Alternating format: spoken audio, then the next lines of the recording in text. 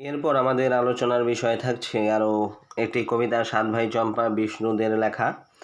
এখানে এই কবিতাটির সারমর্ম করলে এরকম দাঁড়ায় যে কবি বিষ্ণুদের সাত ভাই চম্পা কবিতায় প্রচলিত রূপকথাকে অনুষঙ্গ হিসেবে ব্যবহার করে আধুনিক জীবনের জটিলতা ও বিষণ্ণতাকে তুলে ধরেছেন। অর্থাৎ আধুনিক জীবনের যে জটিল এবং বিষণ্ণ পরিস্থিতি, সেই জীবনচিত্রকে এখানে তুলে ধরেছেন।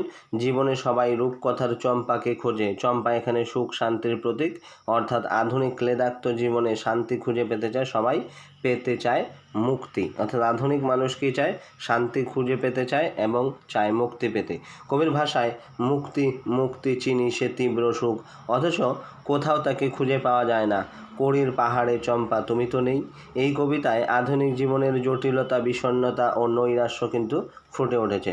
তো খুব সংক্ষেপে আমি এই কবিতাটির সারমর্ম করলাম এবং এই কবিতা থেকে কি কি তথ্য আমরা পাচ্ছি।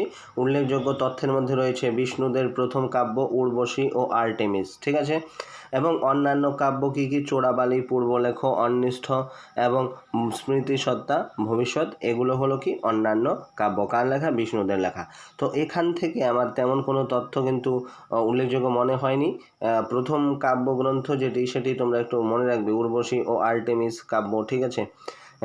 এটি বিশেষ উল্লেখযোগ্য বিষ্ণুদের ক্ষেত্রে, এবং এই কবিতাগুলো বারবার করে পড়বে। কবিতার থেকে প্রশ্ন দেওয়ার সম্ভাবনা আমার মতে, যে একটি লাইন তুলে দিল, সেখানে কোনো একটা শব্দ ফাঁকা রেখে বললো যে এখানে কোন শব্দটি বসবে।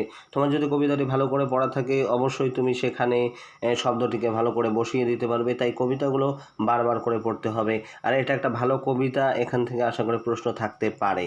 আমি আগেও বলেছি যে বেশিরভাগ ক্ষেত্রে কিন্তু প্রশ্ন থাকবে না, এত টপিক রয়েছে যে সব জায়গা থেকে প্রশ্ন দেওয়া সম্ভব নয়। তাই খুব উল্লেখযোগ্য যেগুলো ভেরি ভেরি ইম্পর্টেন্ট, একদম এইগুলো ছাড়া আর প্রশ্ন হতে পারে না, এমনই ধারণা আমার।